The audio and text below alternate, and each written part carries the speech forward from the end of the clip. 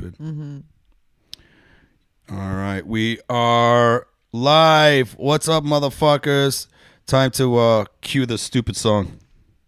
Public Yemeni #1.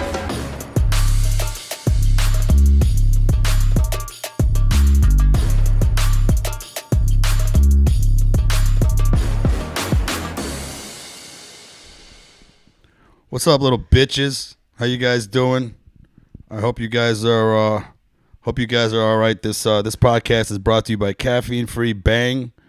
Bang is the sponsor of terrorism everywhere. Big up ISIS. Thank you for supporting the podcast. Fucking dummy. Guys, my guest today is the hilarious Margaux Hamilton. Put your hands together. Yeah. Hello. I hope you guys like the new look of the podcast. You know, I redid the way the podcast looks, and I'm going to keep building it on there. See, now I'm like getting to the point where I'm trying to be a little bit more professional, and it looks pretty good. And I have to thank Chris Rubio. Well, I saw his podcast, and I was like really impressed with how he did it. So then I kind of like got inspired to do it. So big ups to Rubio. If anybody, you know Chris Rubio? No, I don't. He's Is he related to Mark Rubio? No, he's the I don't know. Maybe is Mark Rubio a Politician, I think. Oh yeah, Is he? I don't know. I wonder if he's. I don't know if he's related to him, but he's a Filipino guy. You might have seen him. He does comedy, but then he also brings like this mixer board and plays music and like creates beats while he's like doing comedy. No, but that seems awesome. Yeah. And then he's got a podcast called Rubio in the Studio with Rubio. So okay. You guys are listening, follow him, man. Cool cat. I like how his podcast looks, so I kind of got inspired. All right, Margaux, what's popping? What's popping, dude? Nice. Thank you for having me. I feel good today, man. I went on a walk. Oh yeah, yeah. That's what makes your day good. Yeah, you went on a walk. I got my 10,000 steps in early. Oh, that's right, because you're doing Seisha's School of Thought. School of Thought. That's like, I love that name, dude. It's so good, and her whole like brand and aesthetic is so good. Like it's at like varsity letters. Her merch says School of Thought. And, School of Thought. That's THOT. You dummies. Important. Yeah. Yeah. School. You got to be a thoughty. You know. Huh? You got to be a thoughty. That hoe over there. She's making all these like female comics hoes. It's fucking great. Yeah. Yeah, I don't know, man. I just think like if anybody doesn't know, her name is Seisha. She has this like during the. Is she a comic? Yeah. She ran a show at the store for a long time. That's right. She was running a show for the, but I don't see her doing much comedy right now. Yeah, that's because she's making girls skinny. Man, she's making girls hot. Is what she's doing. Fuck. We were and making comics hot, dude. So hot. Ruining comedy. Ruining comedy. Because once Margaux gets hot, I ain't laughing. No. I'm gonna be like, what's under that? What's under that shirt? You're gonna be like, we can't pay attention. I was on Zoom with her yesterday working out. And she was like, you're going to be such an asshole when you're skinny. Yeah. Yeah. Like I went from a size 20 to a size 12 with her. I'm a size 12 right now. And I'm already becoming like an asshole because I'm just walking around. I'm like, I'm so fucking thin. You guys have no idea. Like when I'm a size 8, it's like game over for these skinny bitches. It's game fucking over. You know one thing that I've noticed, man, and I don't know if you noticed this or not, or I don't know if you find this mean or if you might have heard this or not. But it's always been a thing that even amongst when I was growing up, it was always like, guys, haven't you ever noticed every girl that's overweight, hot face? That's my whole life. That's my whole life, that statement. Really? That's my whole life. Okay, explain. Because like okay, so my brother was on the football team growing up, and he's a year older than me, and in high school all of the football players would go up to my brother and be like, hey, your sister would be really hot if she lost weight because she has a really nice face. Like my whole life has been like, oh, they would just tell your brother that? Is that terrible? And your brother would tell me. Yeah. Damn, you guys are nothing like Arabs because like if you walked up to me and said, hey man, your sister got a hot face, I'm caving your face in. I know. My brother was like, yeah, she does have a hot face. He's like, hey, you want a number? Never. But yeah, that's literally my whole life is like she has a pretty face and like that's it. And I'm like, you guys don't even know what's coming. Like once I get to a size 8, like That's what I'm Everybody's saying. gonna hate me. Every girls are gonna hate me. Guys are gonna hate me because they're gonna want to fuck me. And you're like, not going to want to fuck them. I'm not going to because you're gonna want be like, to. "Where's your abs? Yeah, for where's sure. your abs?" I'm like, why are you not drinking a gallon of water a day, you piece of shit? I'm trying to fuck abs, not flabs. Yeah, disgusting. These open micers. I'm like, I get like guys now. I'm like, I can't even imagine what I'm gonna like. I'm gonna have a fucking list, man. Oh yeah, Size you're gonna 8. have a rotation. Yeah. You just have I'm a gonna have rotation. people lining up at my door. Fuck yeah, man. I deserve it. I can't get you on my podcast no more because you're too busy fucking. I'm like, sorry, I can't. I'm texting you from bed. Yeah. I'm like, I can't right now. I'm actually having a hard time texting because I'm getting blasted Yeah, right I'm now. getting railed right now. So just excuse the typos. I send you an audio message by accident. I'm like, oh shit. The headboard. Good for me. And you're clapping because you're like, we're so proud of her. Oh man, I'll throw a parade for you. You Thank fucking you. serious? I'm excited. She did it, guys. Yeah, she did it, and then that's it. You're not doing open mics no more. Nope, it's game no over. more comedy. No, it's game You fucking just getting over. railed on yachts. Yeah, I'll fucking take it. Not eating the food because you're trying to stay hot. I know, just me and like my vape pen. Just miserable. but skinny. But skinny. Somebody's gonna cancel me for saying that, but I really don't care. Yeah, wait. Just yeah. wait. I can't wait. I can't wait till you get canceled for I know, that. me too. That's good. No, I love it. I love feeling like fit and strong. And I bet. It feels good, doesn't it? dude, it feels so good. It's like stupid things. It's like crossing your legs when you sit. Like, Excuse me? Say that again. I'm sorry? it's like crossing your, like, it's this, when you lose weight, it's the small stuff that you notice. So when I was a size 20, I couldn't like sit with my legs crossed. And like now I just like sit with my legs crossed and I sit like in pretzel style, like I'm in a kindergarten. It's like small stuff like that. That was an analogy that went right over my head until you pointed it out. What? That I? No, no, because you said about the whole legs cross. I thought you were trying to make another point, but No. you know what? I remember now that you say that. When I was at my fattest, I had a hard time reaching over my belly to tie my shoe. Yep. It was like I got to get over this hump. Yeah. Yeah. I can put on pants like standing up. I can put on shoes standing up. It's the small things that make Have a you big bought new difference. clothes yet? Oh, yeah. You already have bought? Oh, yeah. I have to buy new clothes all the time. All the time. So how long you been doing this thing with Seisha? Since March. Oh, you've been going for a minute. I've been going for like 8 months or something. Yeah. I took like a break in between here and there, you know. And how much have you lost total? With total, I've lost 55. Amazing. I know. Isn't that crazy? That makes me really happy. Thank you so much. Because I told you I used to be fat. Yeah, it sucks. You know, they called me Eat Snacks in boot camp That's instead hilarious. of Eshaq. I was just telling you that. I know. I was a diet recruit. And then when I got out of boot camp, my mom, my Arab mom, was like, she saw me how like really, really thin I was and how ripped I was, and she was like, "They starve you because you're Muslim."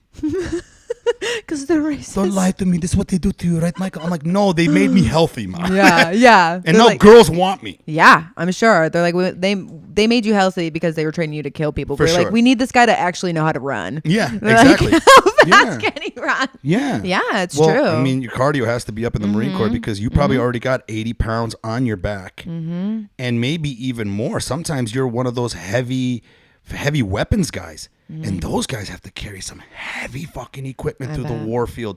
And imagine carrying all that weight plus you're 80 pounds overweight. Wow. It's game over. It's yeah, you're going to die. Somebody's Yeah. going to kill you. So we need you as lean as possible. Wow. You know? Yeah, I fuck with that. But I bet putting on clothes now feels better. Going shopping for clothes. It's amazing. Because Yeah. now I can shop anywhere. Do you? Wow. That's Which I another never good could. point. Where did you have to shop before? I don't know. Listen, we just started meeting after the pandemic. Yeah. Correct? We Yeah. never met before. I met you once before. I think we were at Bert's, which is a... Remember Bert's? Yeah. That's right. Yeah. Bert's open mic. Yeah. Okay, so yeah. But I think I met you for real in Cole's backyard because you came up to me and you're like, I really like your militia joke. And I always thought you were a great comedian. And I sat on the sidelines for a really long time because I never put 2 feet into comedy. So I would go to open mics and just like watch. Yeah. You have Yeah. to warm up. You have to warm yourself up to it. Yeah, yeah. So I did that for a really long time, and then I started like performing. But yeah, I remember that day. You were like, "I like that militia joke," and it was like a big deal for me. I was like, "I think he's so funny." And I don't give out compliments yeah, often. yeah. I really only give out thanks. compliments to shit that made me go, wow. Yeah, thanks. And usually what makes me go, wow, makes me go, not only was that funny, but then like the writing and the misdirection. And then I start thinking like, I get wow. Then I also get like, I get excited for people who come up with really good bits. Yeah.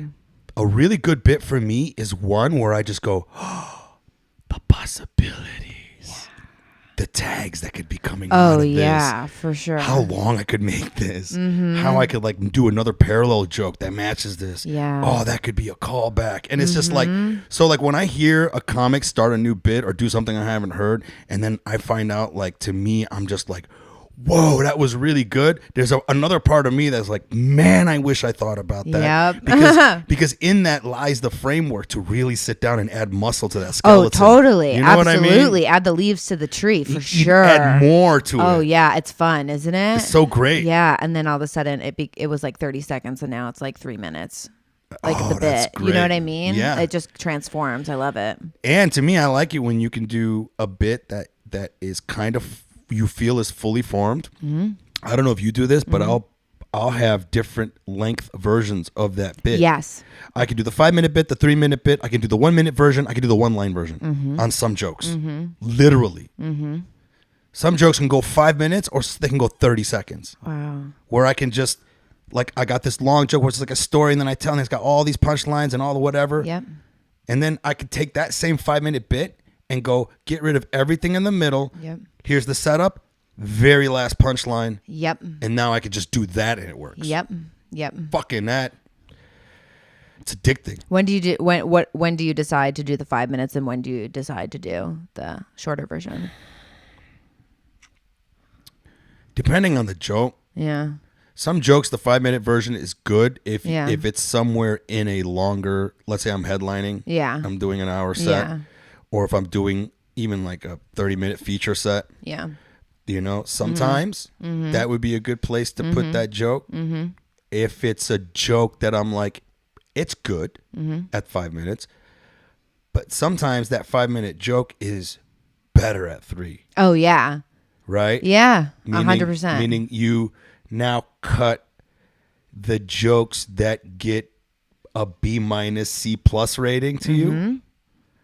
Right? But then still works in a longer set, because in a longer set, you know, you're not going to be constantly hitting them with damn, bam, bam, bam, Right. bam, bam. Right. You got to have ebbs and flows. Absolutely. And, right? You got to like keep them going and telling a story. Yeah. So that 5-minute bit, great, but then way better at 3. And then probably even more potent at 1. And then super like mesmerizing when you go in and out. Now it's a 1-liner. Yeah.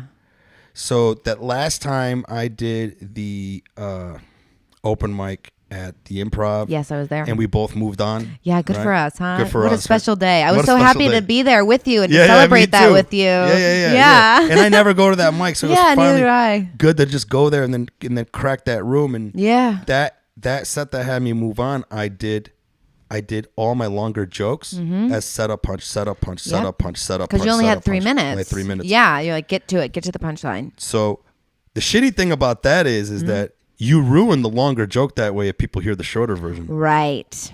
Because you just give them the leapfrog to the super punchline. Whereas the other one, you'll have, you know, setup, punch, tag, big punch. Yep. Right? And then now you're just going set up, big punch. And then when you do that joke again, Yep. they're like, oh, I know where this is Yeah, going. they And already know then the ending. Yeah. And you- But for stuff like LabWorks, is like that worked perfectly in your favor. I think that's the. It was amazing. But I kind of love doing those. I hate to admit, I love doing 1-hour sets. But sometimes I love coming back on the road and then coming here and somebody's like, hey, man, I can only give you 7 minutes. And I'm like, I'm going to give them my 30-minute set in 7 minutes. It's like a challenge. And now it's just Yeah. like you go in there and it's just like, laugh, laugh, Yeah, laugh, you laugh, are just laugh, like having laugh, like a laugh, machine laugh, gun of it. Yeah. Yeah, for sure. You come off feeling like a boss. Oh yeah, you're like. And then all you could think of is like, oh, man, you guys would be so disappointed if you saw me again. Yeah, in the 30-minute version. Sorry, guys. Yeah. Fucking stupid. But anyways, back to you shopping now. Oh and yeah, everything. me shopping. Yes. Because you said you used to have to go to like different. Yeah. So when I was a big girl, I shopped at like Old Navy because that's like notoriously the big girl store. And let me just say that a lot of people don't know this about me, but I was a model for 5 years. I was a plus size model for 5 years. I can see that. Yeah. So I was working with a lot of big brands, and Nice. I felt like I couldn't lose weight because You had a job. I had a job. Damn. Do we have pictures of that we can pull up? No. Is that a yes or a no? I don't know. It's a no. It's We a can't no. pull them up? No. Why not? Because I was a fit model. It's different. Do you know what a fit model is?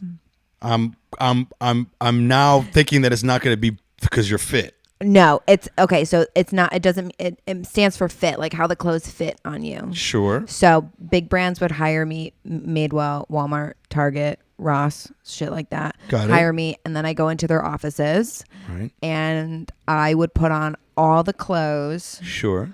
and take pictures in them, and people, they would have to approve the clothes on my body before they went to stores. Okay. Yeah. And then why is it that we can't see these pictures? I mean, because they're not like they're not like what you think. I can try to find one. You don't. I don't think I have any What of. do you think? I think I was just trying to put it up there so the audience can kind of see when you're telling the story. That's all. I Okay. didn't know if it was on your Instagram because I can always pull it up. No, I'll find a picture for you. I'm gonna have to dig, but it was like, Well, if it's too much work, don't worry about it. yeah, it was just like me. I was doing it through the pandemic from my house, which was weird. Oh, really? You were Yeah. taking the pictures yourself. Uh-huh. So you were, but then if you got the job, Yeah. what would happen? You would have to go do the real picture? No. Or they just took the picture that you sent them? Yep. Did they give you a specific equipment to use? Yeah, they sent me. A specific camera, tripod, lighting? I used my phone, and they sent me tripod, lighting, and like a clothing rack. Hold on a second. I know. You took pictures on your phone? Yeah. And that made it to the store things? No, it made it to the corporate offices.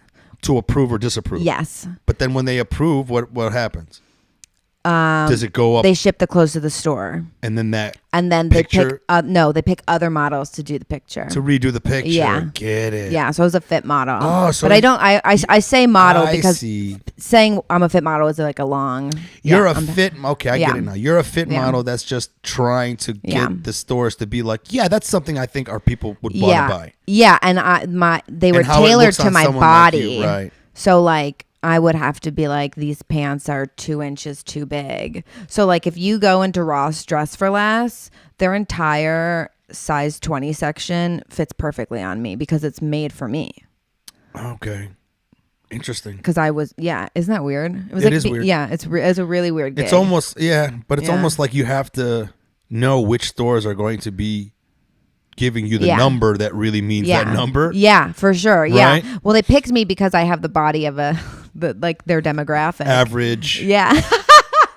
Not average, but I'm saying that the average demographic, the average Yeah. size of a woman that would be shopping there. Well, my joke was that when I first started, I wrote a joke that was like, I model for Ross Dress for Less because I have the body of a 40-year-old Hispanic mom.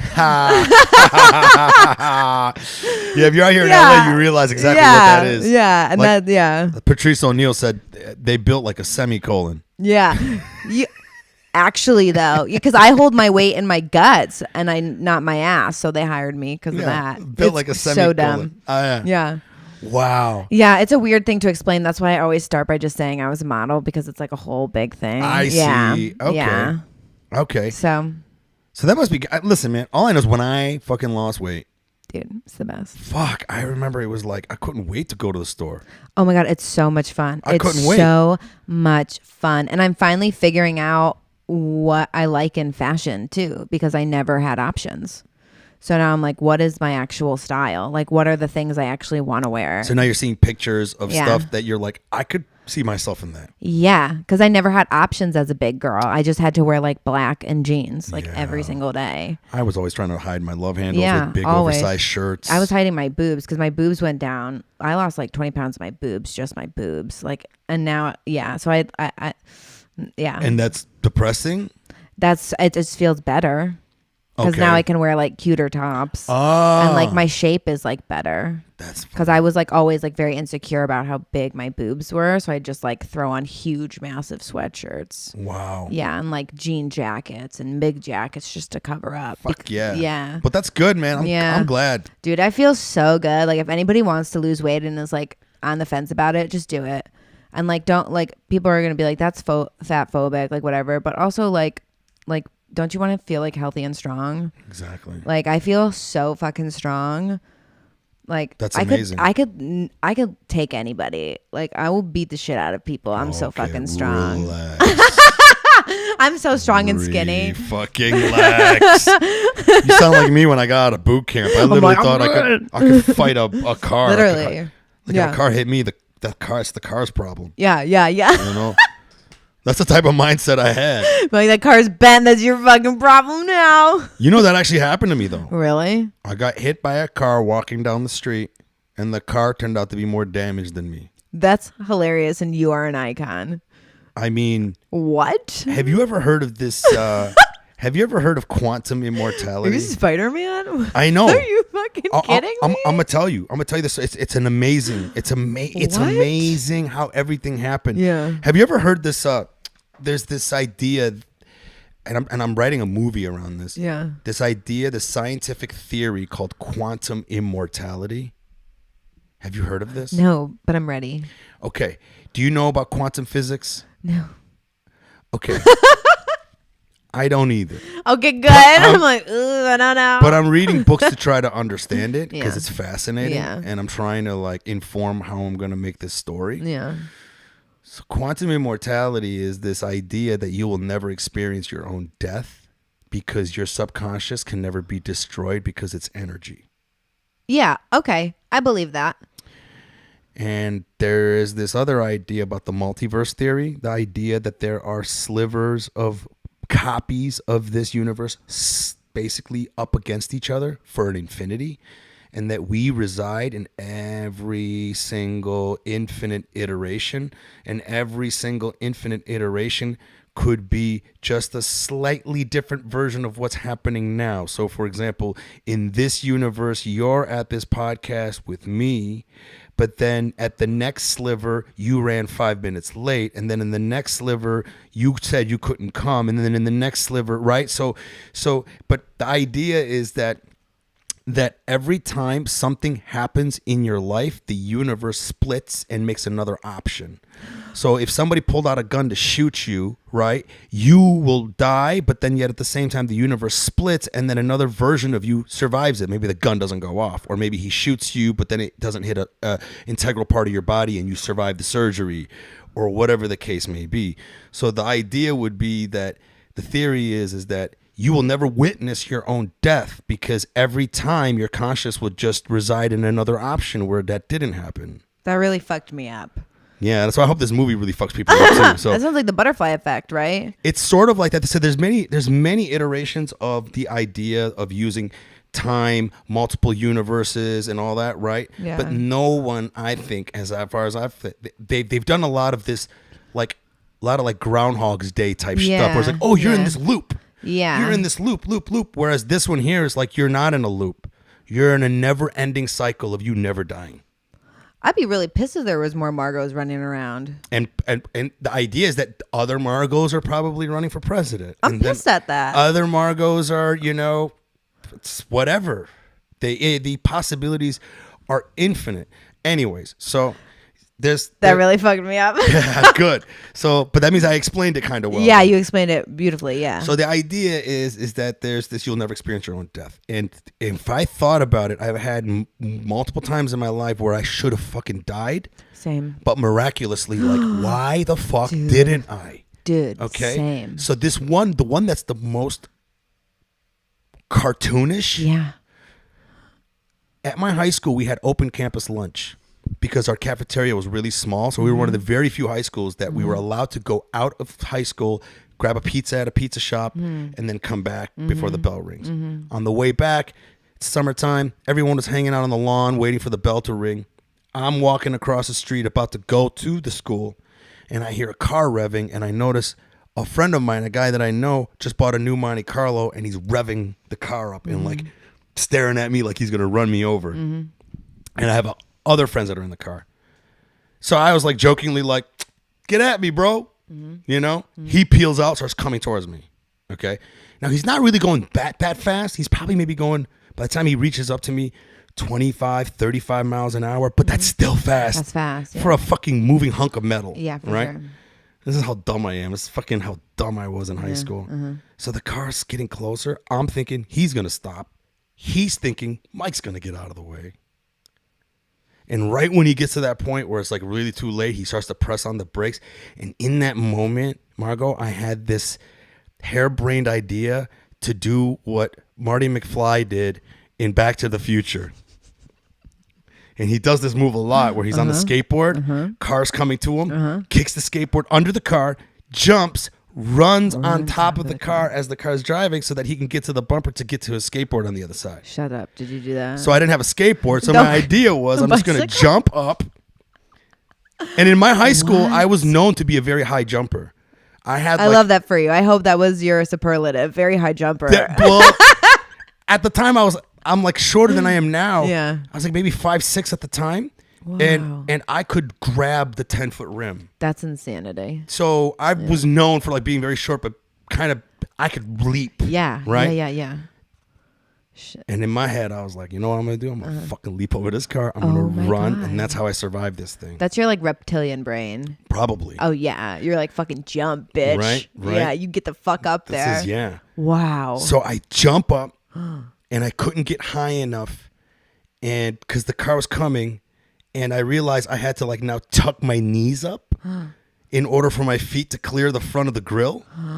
And I still couldn't get that high enough.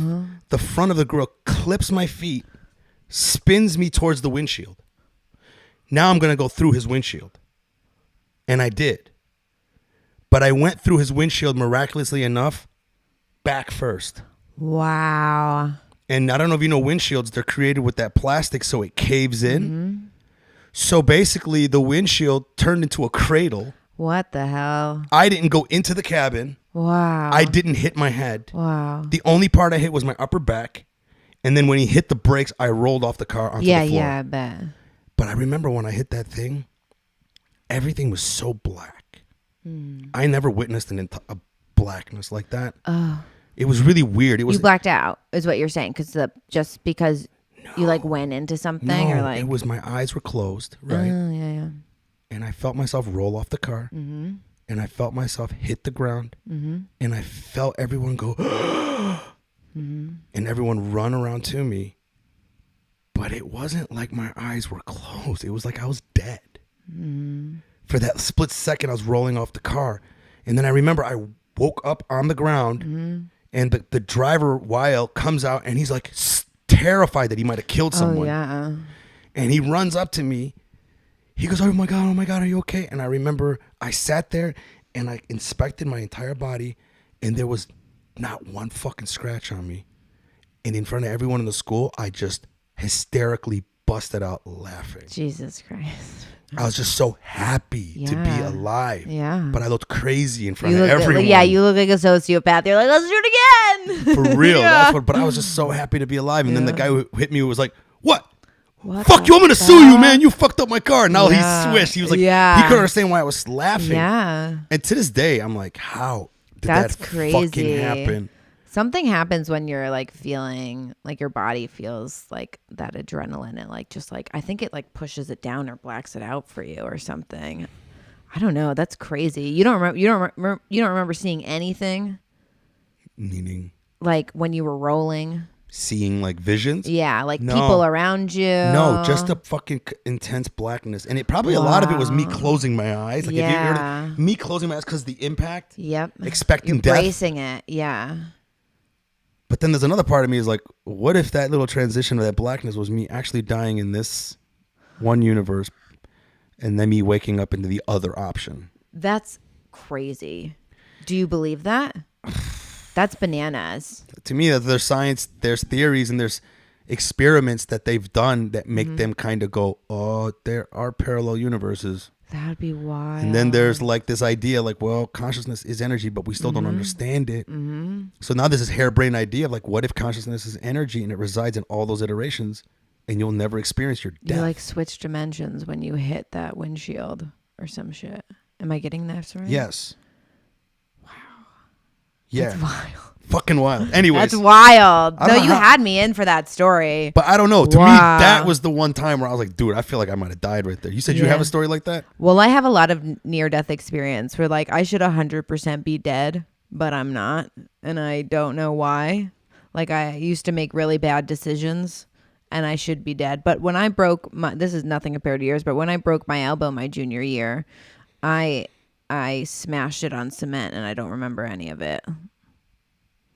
I just remember I was running and I jumped a chain and I fell over the chain. I don't remember jumping the chain. I don't remember falling. I don't remember hitting the ground. I just remember getting up, holding my elbow and like literally walking myself to the nurse's office. And did you smash your elbow? Oh yeah, I've got 5 pins in my elbow. I smashed it in like What? a million pieces. Oh, fuck. Oh yeah. Did you hit your head? Nope. I don't think I did. But like you, I don't remember any of it. I just remember getting up and being like, well, I fucked up. And then I was in the emergency room in like an hour. Oh, me, I remember all of the crash. Yeah. Oh, you do? I don't remember That's any what I'm of saying. mine. I remember the rolling off. I remember Oh, I the don't blackness of remember me any rolling of off it. the car. And I remember that was Wow. all playing. Mm-hmm. But yeah. But Yeah. you're saying that you might have, like, your brain might have blacked it out. Cause Yeah. Yeah. Maybe you might have jarred your head a little bit. And I don't something. know. I'll never jump a chain ever again. I'll tell you that. What do you mean jump a chain? I like jumped a chain. So I was a chain that was like. It was like a chain. It was like a do Around the not grass? enter. Yeah. Yeah. Because I was a varsity athlete all through high school. So I was out running with my team. I was like leading my team. And Cross country? no, I was a swim captain and I was on the crew team, which is rowing. Oh, shit. Yeah. I was a beast. For No sure. shit. Mm-hmm. Were you overweight then? Mm-hmm. Oh, no shit. Yeah. I was like 200 in high school. And that worked to your advantage? Rowing for sure. Yeah. Because I'm like, I carry my weight really well. So I've got like big legs. I've got like fucking hardy legs. And I was a swim captain. I definitely wasn't the fastest swimmer, but I had a lot of spirit for sure. And that's why I was they made you swim the captain 'cause you had They're like, spirit? yeah. They're like, she's not a very fast swimmer. I did distance though. I swam the 500, which is 20 laps. Oh, okay. At every race. So I just like took my time. I was like, it's 20 laps. Everybody understands. Everyone understands. That's hilarious. That's like everybody gets it. That's your excuse. Yeah. Everyone understands. It's a 20 long laps, thing bro. to swim. Yeah. But yeah. Okay. I swam for 15 years Oh, wow. growing up. Yeah. I was always at swim practice. Hmm. Oh, okay. So you were like an athlete then. Oh yeah. Big time. Yeah. Oh, that's great. Yeah. Are you good with like hand-eye coordination? Yeah. Yeah, I suck at it. Yeah. My dad always wanted me to play basketball, but I never did. But like I'm pretty good at throwing shit into bins. No shit. Yeah. Okay. I'm pretty good at throwing baseballs. Yeah, I suck at sports. Do you? You Everything. don't seem like you would. I know. That's the disappointing part. Really? I look like I'd be really good Yeah, at you sports. look like you'd be great at sports. Oh. Terrible. You have other things you're really good at. Fuck you. Piece of shit. You're a great comedian. You're in Yeah. the Marines. That counts as sports. Oh, man, shit. No, it doesn't. Is that so offensive? I'm sorry. I fuck with the military. I support you guys. Oh, no, I don't think it was offensive. Yeah. I'm like, that has nothing to do with sports. Yeah. I mean, you know, Yeah. I'm shooting a rifle. Yeah. That rifle's made to be really hard to not kill someone with. Yeah. Like, that thing is like such good engineering. It's Yeah. like, if you can't kill someone with that Yeah. rifle, you're a fucking idiot. Yeah, you should for die. sure. Yeah. You should kill yourself with the rifle. For real. Yeah. You dropped the bomb on an entire village Yeah. and you fucking didn't get the terrorists, you fucking piece of shit. Would you go home? Go home. We're going to bomb your family's house right now. And then we're going to miss you so you can Yeah. live with it. Yeah. Just like that terrorist that's walking around without a family. Oh my God. That's a you're dumbass. I'm dying. It's funny. Yeah. Oh, shit. Mm-hmm. Yeah. Yeah, it's good. I fucking forgot we were talking about jumping the chain. I jump in the chain, being skinny as fuck. Yeah, that's it. You're Yeah. gonna be a piece of shit. And I can't I'm wait to gonna have be an another podcast asshole. where we do a follow up and you're just like, I'm gonna be an asshole. I'm excited for it. I fucking did it. Fucking spent my whole life being a fatty, dating dumbasses because that's what I thought I deserved. You know, dating just low life scummy guys because I was like, I'm overweight, so this is as good This as is it's gonna what you get for get. me. Yeah, damn. I know that's. I was explaining it to somebody today, and I think the experiences are similar, but no pun intended, way differently. But growing up fat and being gay are a very similar experience because your whole identity is based on those things. you know, your whole value is like based on those things. Interesting. Yeah.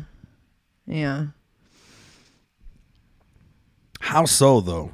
You're saying, so like if you're fat, then now everything you do revolves around that? Or that's how people view you as? Yeah. And that's why I learned how to be funny, because I was like, if I can make this person laugh within the first 5 seconds of them meeting me, they won't look at me. Like, they won't look at my body. When I was much younger, I wasn't ugly. That's good. I mean, when I look back at it, but I thought I was. Really? Yeah.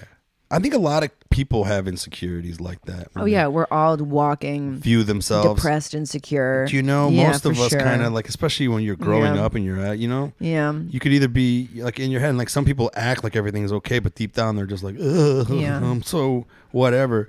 But yeah, to me, it's just really funny how like you can like look back at yourself and like, yeah, I don't know. Like there's that saying where it's like, if you look in the mirror and you don't like what you see, we really should be grateful for what you have, because imagine you 20 years from now looking back at a picture of you today and how like that'll make you just go, what the fuck? I was so young. I know. So I had it all. I could have been running around. Yeah. And like my ideas of myself were exacerbated. Like I look at a younger picture of myself, I'm like, I wasn't that ugly, or you know what I mean? Oh, yeah. Maybe a little bit, but yeah. Maybe, I mean, I wasn't, I was like a 6. Yeah. But I was thinking bad. I was a 1.3, yeah. bro. Yeah, so was I. Fuck. Yeah. And I thought it was an uggo, and then I got out of high school, and all these like guys in high school were like, once being like thick was in, like all these guys from high school were like, yeah, we had a crush on you the whole time. I'm like, yeah, fuck off. Oh, don't play that game now. I was like, no way, you can't have it now. Yeah. I was always like a pretty girl, but I was just heavy. Have you been dating any type of different guys now since you've lost that weight so far? Yeah. That fucking look was just like, next question, Isha. No, I'm getting, you know what? I am getting more consciously aware of the people I'm dating, because I have more options now. So I can be picky if I want. And that's great. You have great. I feel that's awesome. I feel more confident. I feel like I have a lot more self-worth, and I know what I deserve, and I know where I stand in my like feminine energy now, that it's much easier for me to pick up red flags and end it. Fuck yeah. Like that's been fun. I'm okay. Like, yeah. Cause I'm like, there's like, I got like a fucking stack DMs. You know what I mean? That's great. You know? And I'm only like, you know what I mean? I'm not even like, I still have like at least 40 more pounds to lose. Yeah. Get ready. Yeah, I know. But yeah. Dick pics are coming. No, it's good. But yeah, because when I was overweight, I was just like I had a boyfriend at my heaviest. Like my heaviest was 250, and I had a boyfriend, and he was just a piece of shit, garbage, would cheat on me every single week. And I just was like, well, this is all you're gonna get because you're 250. So I just like stayed in it. Can I ask you something? Yeah. Do you think you at your heaviest, if you were to, instead of lose weight, this is just a thought experiment, but have the confidence that you have now, do you still think you would be able to attract a man less shitty than the guy that you had? Or do you think a lot of that's attributed to your weight? I wasn't confident at that weight, but if I do you think so you can't marry the idea of you being at that weight and then being confident? Yes, I can. I'm just saying that if you were to transfer the confidence that you've accrued up till now, yeah, and then take it at 250. And then transfer that operating system to you then. Do you still think you would have stuck around with that guy, or do you think you would have probably No, I would have fucking bounced immediately. Yeah. Oh, 100%. He was garbage. But the losing the weight thing kind of helped you get to this idea of seeing red flags more? Oh, yeah. And that's because why? Is it because I was taking care of myself. And you started respecting yourself. Yes. So losing weight was about the weight, yes, but it was the weight. It was about how I was treating myself and how I felt about myself. So it was my happiness more than anything. So it was like because I was treating my body like a fucking garbage can. Yeah. And then I was a bulimic, so I was fucking throwing it up. Yeah. And that's terrible. I've ruined my insides. I've been in recovery, so they're healing, but it was an exact correlation of how I felt about myself. Wow. So I had to make the conscious decision to be like, I am wonderful. I deserve more for me. And then obviously working out is like endorphins. So you feel better about yourself, and then you want to put stuff good into your body. And then how you treat yourself and your body just manifests into everything else in your life, So that's when I started to take care of me. I started to get to know who Margaux was even more. And then I was like, you know what? It's okay. It's not okay that my boyfriend has ghosted me for 24 hours because guess what? He's my fucking boyfriend. And now you're not my boyfriend. And now you're not my boyfriend anymore because you don't get to do that to somebody you're intimate with. You don't get to do that. That makes me so happy. Everything you're saying right now is fucking great. That's great. Thank you. Because it was it's like your decision to now start seeing the red flags came from it seems like, before, and I think we all go, it's not just you get caught up in these negative feedback loops. Oh, yeah. And then it manifests in you, and then it manifests in your relationships. Yes. Then it manifests in the people, how you let people treat you, how many people walk all over you, and then it's a cycle. And it seems like it's like you switch that. The opposite. You're like, I'm going to take care of myself first. And then that positive feedback loop started going the other way. I'm like, wait a minute. This guy's a fucking piece of shit. I don't need to be standing up for that. Yeah, what the hell? If I'm going to put good food in me, I need to put good dick in me. Yeah, I need my insides to match my outsides. You know what I mean? And I believe in, I live by how you do one thing is how you do everything. Yeah. Yeah. So I was just I just hated myself so much. I was like, yeah, it's fine that he cheated on me because it was That's fine. so powerful, Margaux. That's some powerful shit right there. That's why I'm like, I get rid of guys so fast. I'm like, no.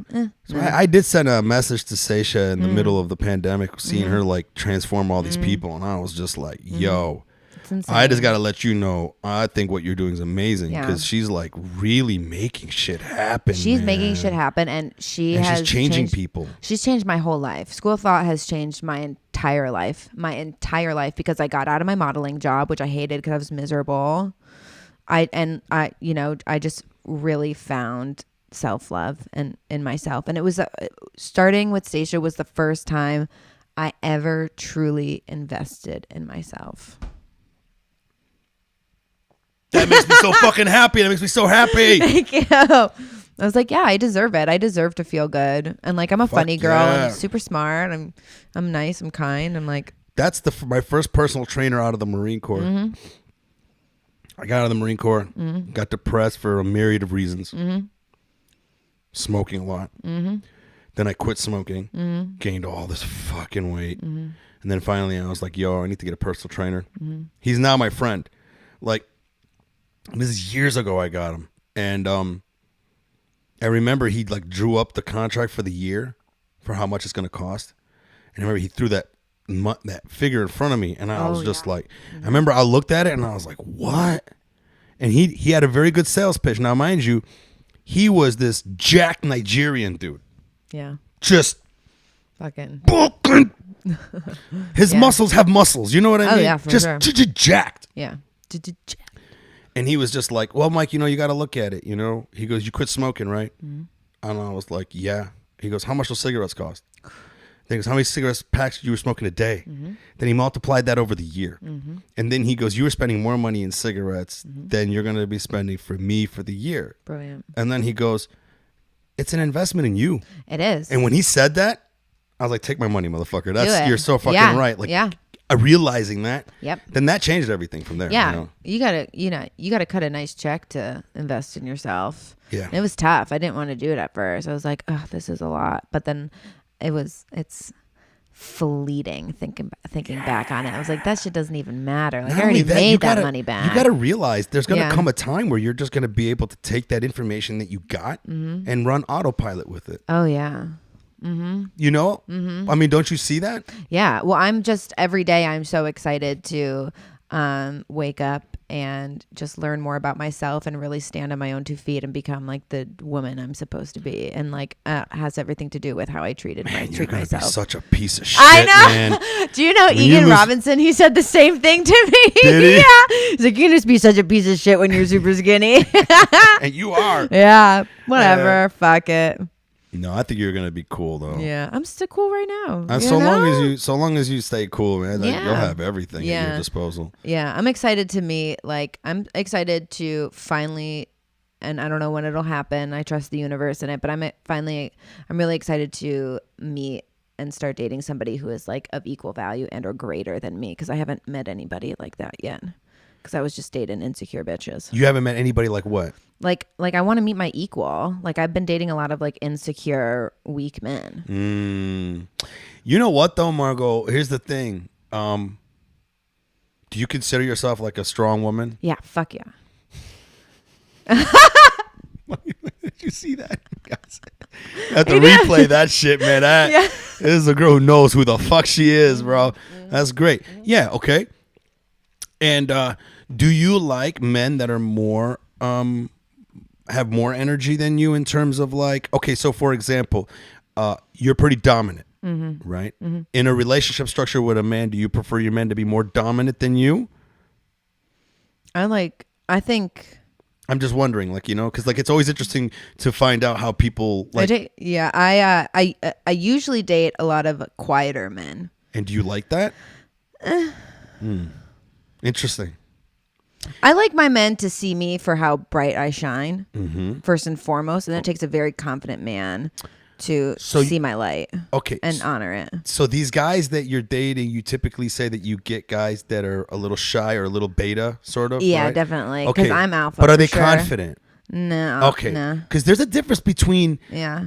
I don't like when guys today or girls think that the idea of beta means insecure. Yeah, I agree That's with not that. true. I agree with that. There Yes. are men out there that are secure in having a woman stronger than them. Yes. Right? Yes. And they may be beta in their energy around her. Yes. But they're not a bitch. Yeah. And Yeah. they're, you know, they still have Yeah. respect. And they Yeah. still, you know, they're like, I like this structure. I like having a woman that's stronger than me and whatever, and I'm comfortable in that. Yeah. What you're saying is you got guys that are weak. They know they're weak. They hate they're weak. And they hate the fact that you're stronger than them. Yeah.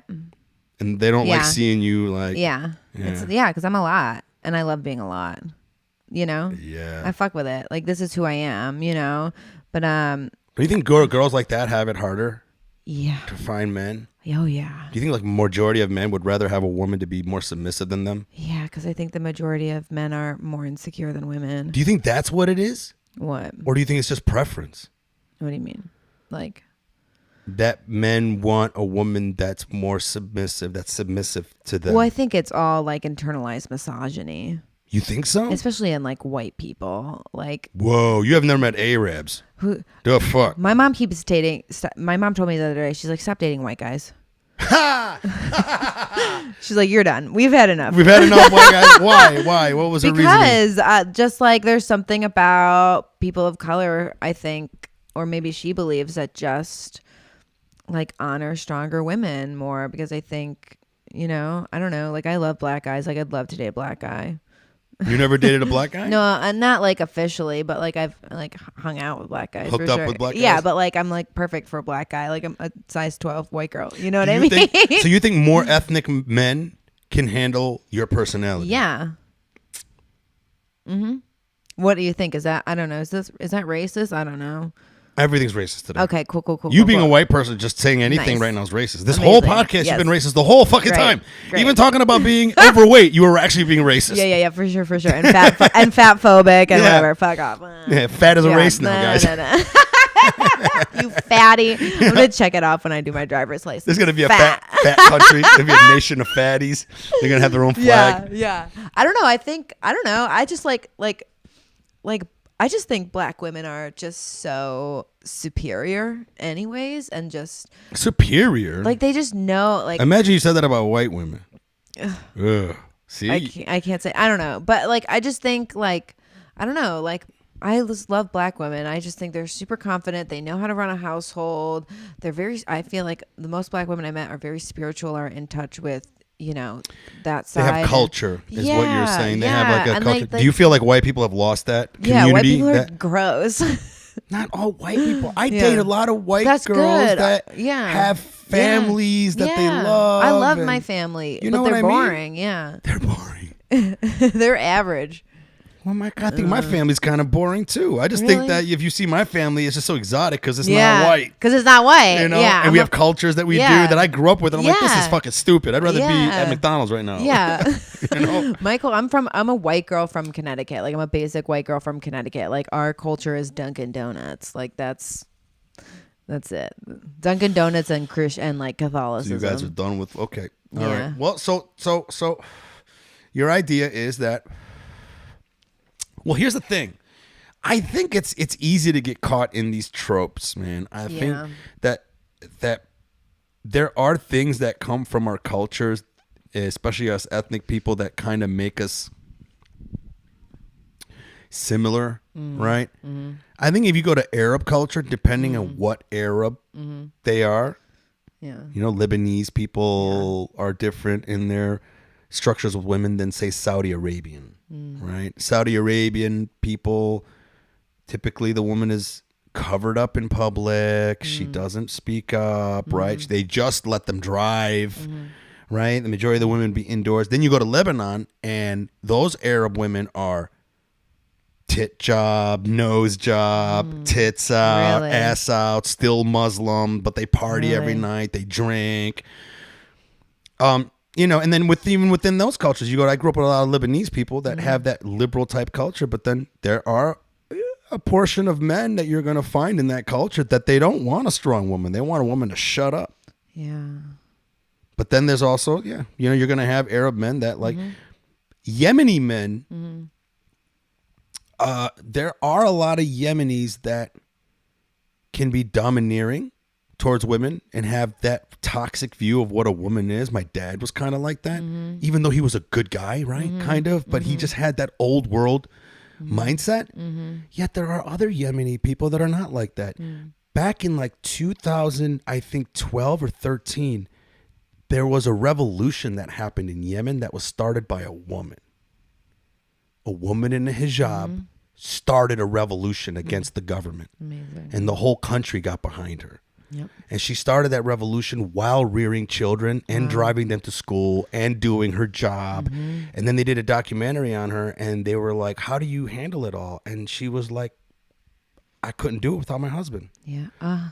So then you see this Yemeni guy who's literally like, she's stronger than me. I love that. And he was like, he sees her. And he sees it. And he was like, and she's doing a very important thing. So I had to go against the grain. And now I'm taking care of the kids more. And I'm doing this because she's just doing this thing that's bigger than me. And how like wonderful it is to like. But how wonderful that she has that husband. I know. Imagine if she had my dad. If she had my dad, there would be no revolution. Yeah, there'd be no revolution. Yeah, that's I'm gonna think about that every single day for the rest of my life. That like if I were to start a revolution, would my boyfriend back me? Like with this guy, that's how I'm gonna do it for the. That's your litmus test. That's your litmus fucking test. Time I go on a date, I'm like, if I start a revolution, is this motherfucker down to clown? Wow. That's it. And done. Thank you for that. You're welcome. I think your mindset's on point. That's just how it's good. But like, that's dating in hard mode though. You know, sometimes you got to make concessions just to get your dick wet.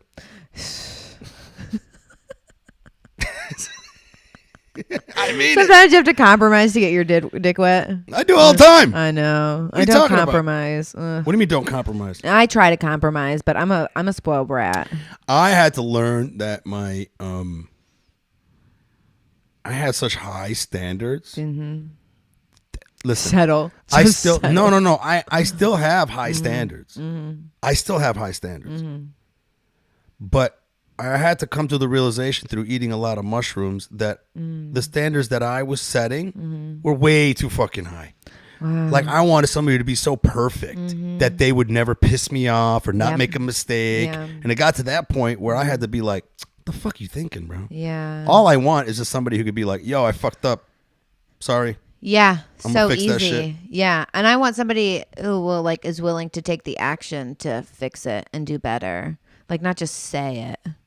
Right. Yes. Like that was exactly, a big that's exactly thing it. because I was dating a guy and it was just like talking. I was like, but your actions are not showing me that you're hearing me. Exactly. And I love you. Exactly. But get it together. Yo, I had to, one of the girls I was dating, I had to, man, it was so perfect in every other way, except they could just not acknowledge when they fucking hurt me or when they did something wrong. Yeah, that's ego, man. Instead, they would just gaslight, turn the Yeah. tables around, change the discussion about what you did Deflect. earlier, and deflect, Yeah. and just Yeah, girls keep score.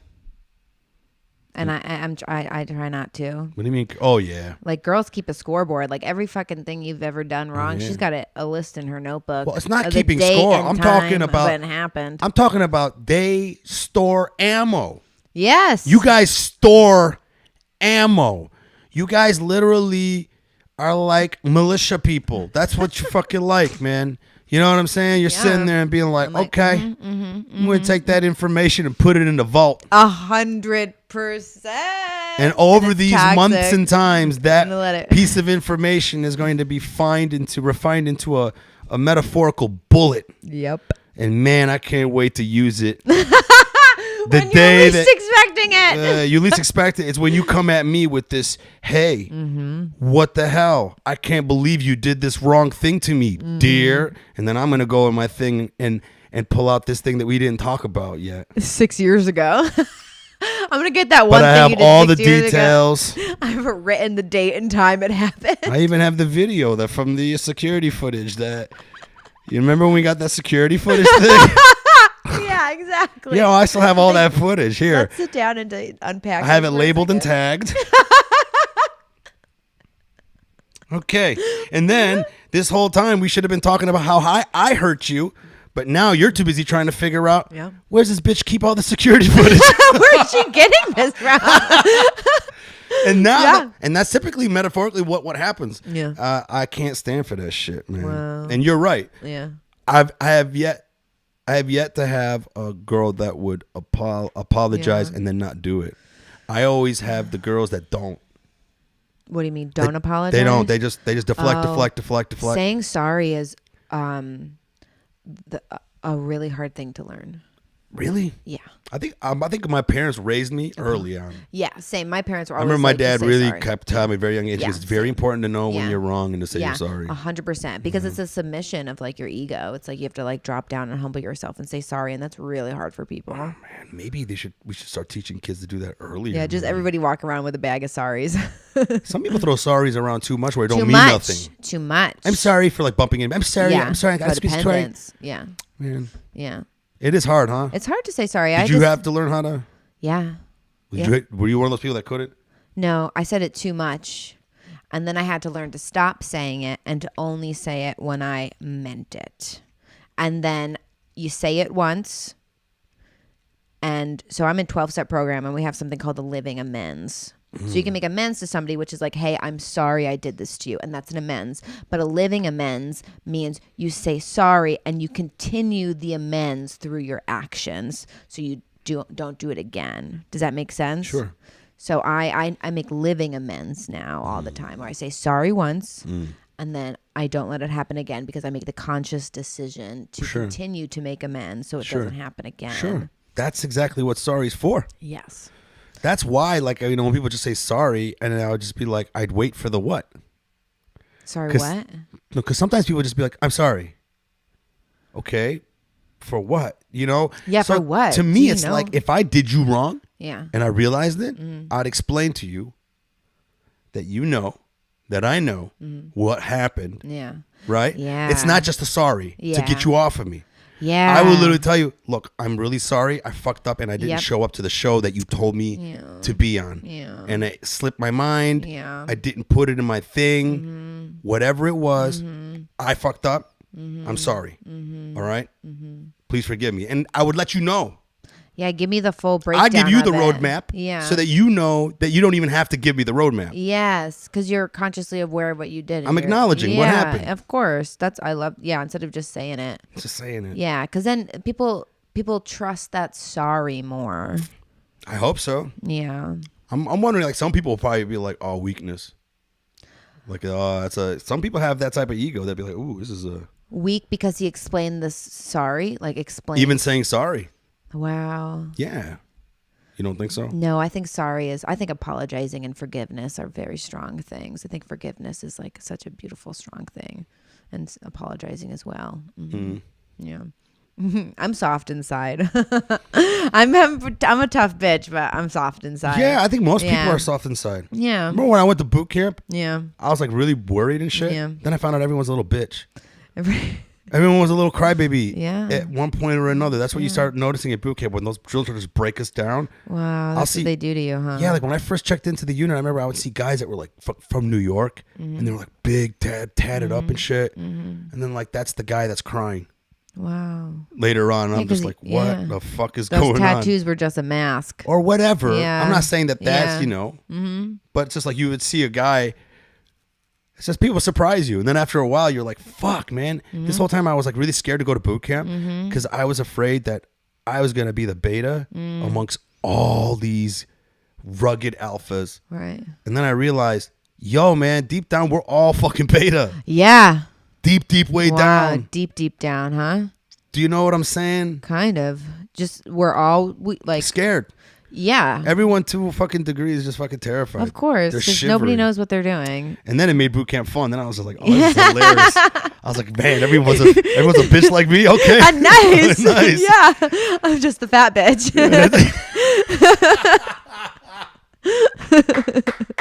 Hilarious. Yeah, I love it.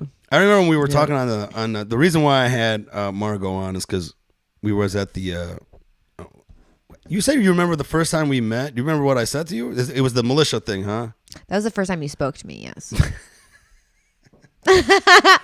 Makes it sound like I'm fucking mean. Yeah. No, but then it's when you said, when I was talking to Jordi Stroud about getting off porn and then instead having sex with real women. Flashback. You were in the back and you were like, oh, that's so nice. That's so nice.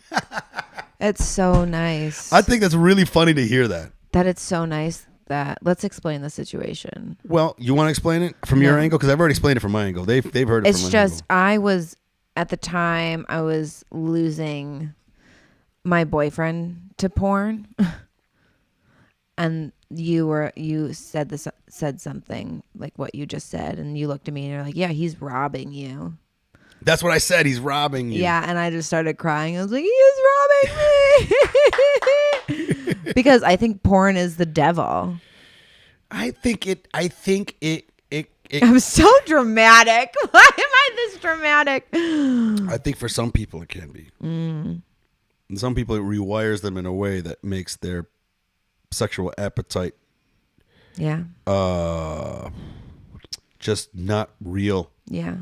Like, yeah, you could possibly have a foursome with 4 girls that are that gorgeous with all that lighting and makeup and I've never watched it. Is that what it is? What? Porn. There's a lot of lighting and makeup. I've never watched it. Not really, but I mean, like they throw a lot of light in the room. It's not like lit like a fucking movie with shading and all that type of shit, you know. But I mean, the girls are cute. But the point is that you have these girls that are paid to be very willing to do these sex acts, and some of them, you can, when you watch it, it seems like they really enjoy it, right? Maybe when you watch that amateur porn. And then there's some other ones where you watch, you're like, I can see through the fakeness of this fucking shit. But regardless of the fact, you know, it hijacks guys' mindset into thinking that that is what is So like there's a video called Your Brain on Porn, and it talks about how if guys jerk off to porn too much, it rewires the brain to where now the brain is expecting that type of sex all the time. And then if you get with a real woman and she doesn't match that level of beauty or that intensity of video that you watch, or sometimes guys will jerk off to it too much that they end up having this death grip on their dick to get themselves to come, and then they get the nerve endings on their dick get used to that, so that like the only way they can come is like if they can feel the grip of how they grip it. So then that's why guys will flame out, and a flame out is where you might have saw this with your boyfriend. Well, he may get hard and they'll like you'll go be the start to have sex, and then he puts his dick in you, and then within like 2 or 3 minutes or 5 minutes he loses it, and he loses his heart on and he can't continue. And that's just because the brain has been, the idea is that the brain is so used to you going from one 5-minute video to another 5-minute video to another 5-minute video. And then like maybe watching 5-minute videos before you blow your load. And it tricks the brain into thinking that you were in the room with all these different fucking beautiful women. And your dopamine that's spiking doesn't happen in a normal. You're inducing it. So then now your synapses are used to that many dopamine spikes during a sexual encounter, that when you do it with one woman and that dopamine spike's not there, your dick's like, deuce. Wow.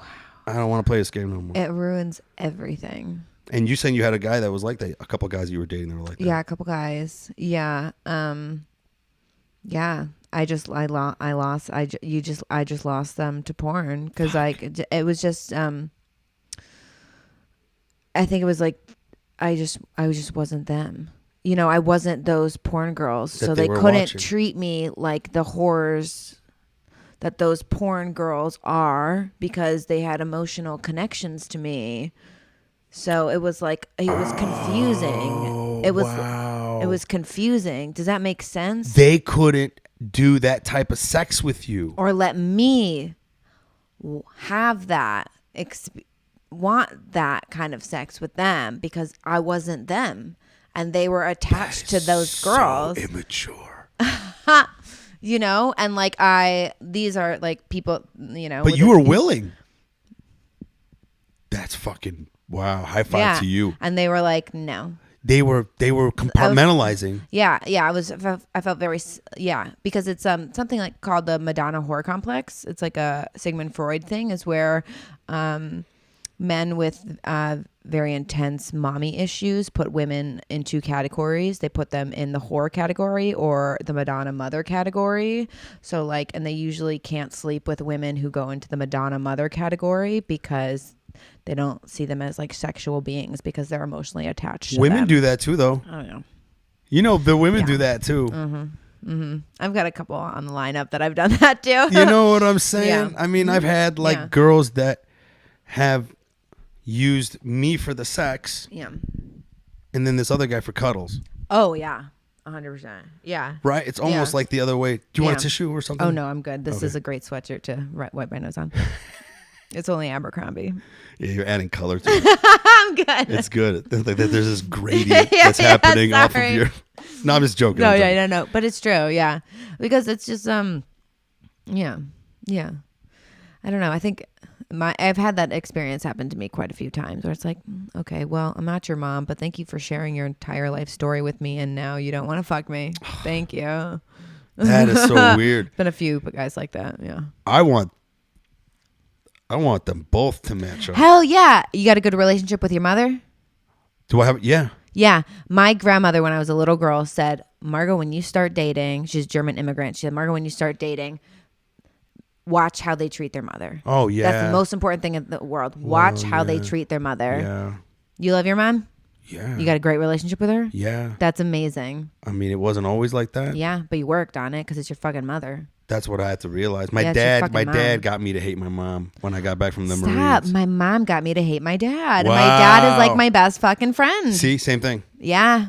Same thing. My dad was the toxic one that convinced me that my mom was Yes. Wow. I've never met anybody like that. But yeah, my mom. Oh, that's interesting. Yeah, my mom turned me way against my dad. Wow. And they were going through a divorce. My parents got divorced when I was 2. Okay. So. And she just kind of crazy. Well, she was like, your father's an asshole, just saying all these words. And the therapist was like, you can't say that around Margaux because she's going to grow up and be like, fucking guys are assholes. But then there came to a point where I was, you got to forgive your parents at some point.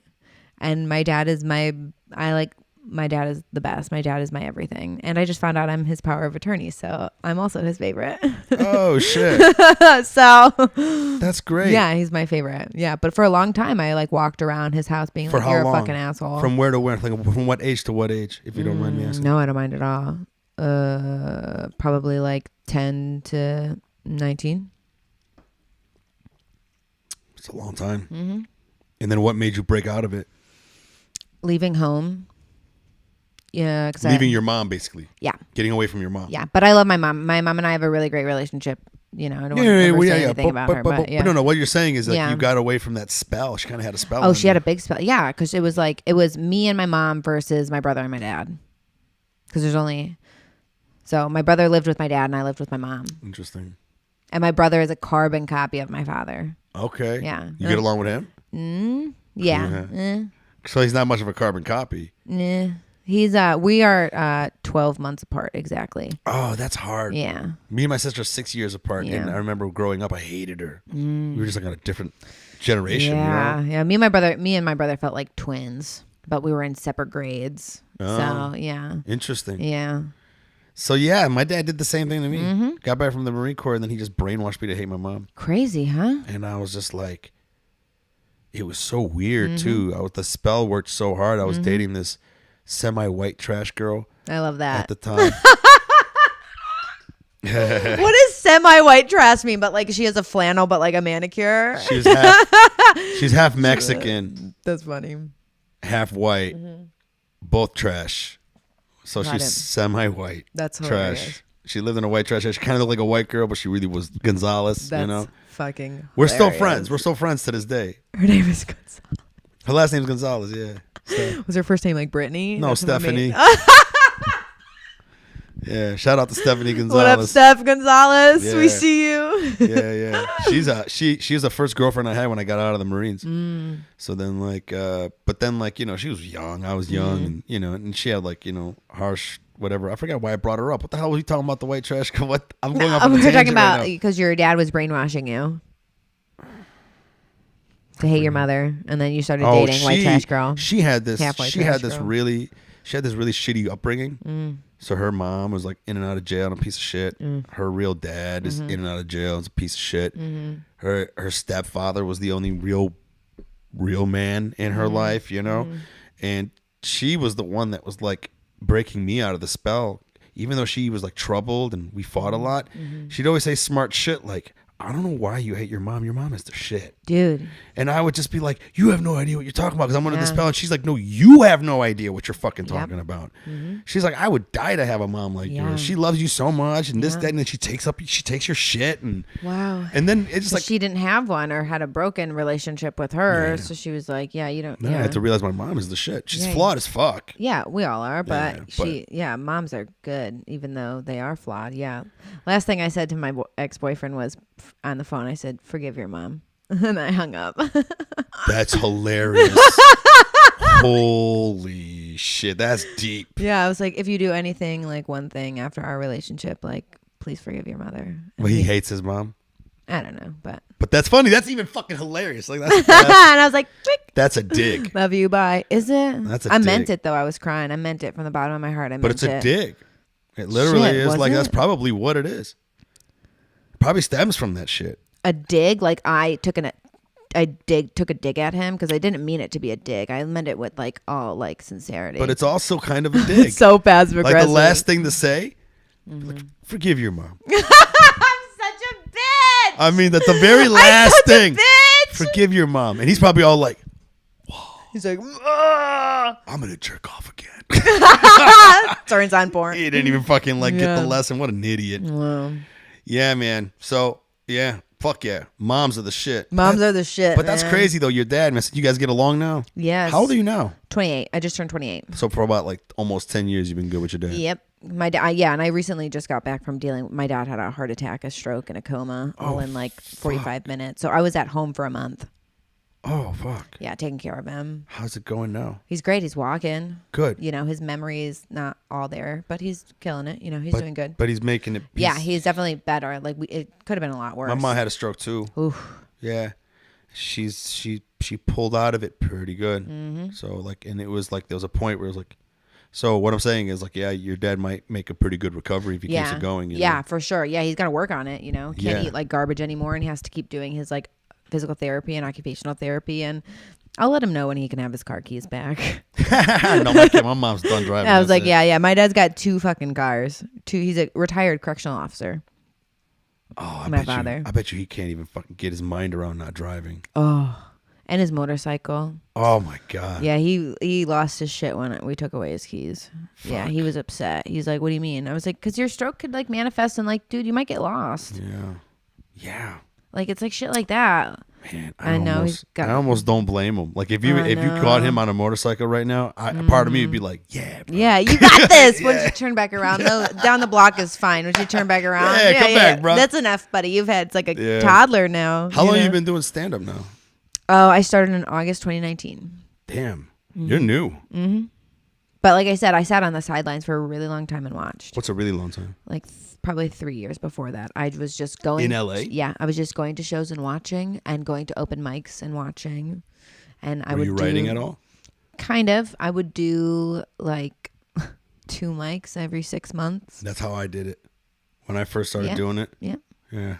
Yep. And then I went on. I went on a trip to England with a very prestigious family. And I was an actor at the time, and they were in the acting industry. And I saw like a different side of the business because I was with them in their like personal life. So I really saw a different side of it. And I was like, I don't want any fucking part of this.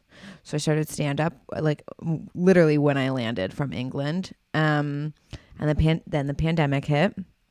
And I didn't do any stand-up during the pandemic. I did 1 show in October. I ran a show out of my neighbor's garage. And then in January 2021, I called the psychic. And I was like, I don't know if I should do acting or I don't know if I should do stand-up. And the psychic was like, well, you're not going to make it as an actor, but you'll make it as a stand-up. So why don't you do that? So you believe the psychic? Yeah. What? I did, and now I'm doing stand up full time. So yeah. Mm-hmm. Mm-hmm. I lost you. That's how every guy thinks of me. They're like, "Oh no, red flag." This is the end of the podcast. Yeah. Really? Yeah, I do. You believe in them? Yeah. You believe that they really know what they're saying? Yeah. Or do you think maybe they're just good at giving advice? No, both. No, I do believe my psychic. I love her because everything she said came true.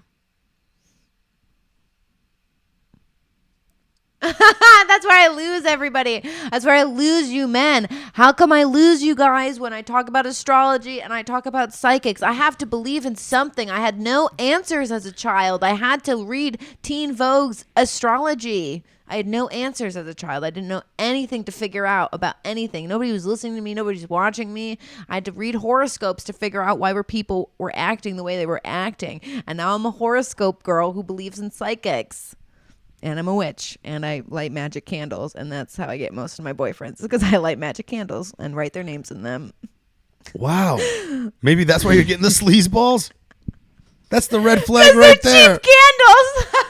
Yeah, you gotta use Yankee candles, right? I gotta go to Yankee candles. Use a Yankee candle. Go to Bed Bath & Body Works and get the $90 Get like the musk smell. Oh, that's so funny. I'm just using 99-cent store candles. You gotta get one. I'm getting fucking 8 Mile. Jesus Christ. You should have somebody make you a candle with the smell of the deodorant you would like your man to smell like some Axe. Ooh. Or some shit. Some like Old Ralph Spice. Lauren. Tom's. Damn, Tom Ford. Tom's deodorant. And like a big like hiking bro comes in with a bag of granola. Oh yeah, exactly. Yeah, with daisies in his beard. Yeah. And he's like, "Hello, my name is Winter." Winter Spencer. Yep. Winter's great. Yep. Winter Spencer. Yep. He's got. It's cold outside, but he's got those ugly ass overalls that are shorts. Yeah. Oh God. You like guys like that? I don't know what kind of guys I like. Sometimes girls and what they like for guys blows me away. Because I know girls that like, and then I know what their type is, and I'm like, really? I don't know if I've had a chance to find my type. You're gonna find it. You know what? One of my You're 10 pounds away from finding it. Woohoo! 10 more pounds by January. I had a boyfriend in college. When we were breaking up, he was painting my bedroom walls. That was our like final hangout. Oh, so after you broke up with him, he came over to and still paint helped my you bedroom paint walls. Because this is something that he promised he would do? Yes. Or was he trying to get one more time in the bedroom with you? No, because I only had sex with him once. Ever? Yeah. So he wasn't much of a I gotta get one in for the road type of guy. He was doing it because out of the kindness of his heart. Because I was like, "Can you come paint my walls?" And men, you guys love to do shit. So he, this guy did. But the thing he said to me, he was like, "You date insecure guys because you can control them." And I think about that every day. Every day you still think about that, huh? Every day. He was like, do you think there was a part of that? Well, he was 100% right. Like 100% right. Because we were talking about, I was like, yeah, this new guy really likes me, but I don't really like him. And he was like, you don't like him. He's a handsome guy. How could you not like him, but like this other guy who's like insecure and weird? And he was like, you do it because you like to control people, and insecure guys, you can control them. Because you were insecure. Yeah. You need somebody more insecure than you. Yeah.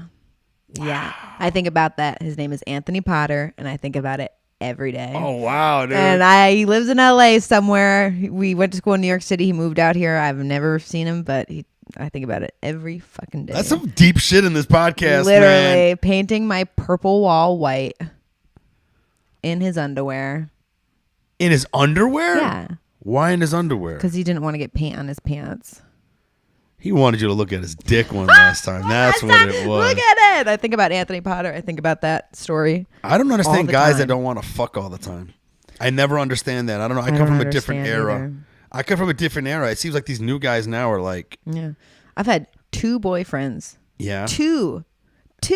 In your entire life? No. But I've had 2 boyfriends who, by the end of our relationship, they were like, we don't want to have sex with you anymore. 2 of them! 2! I don't get it. I don't get it. It's porn.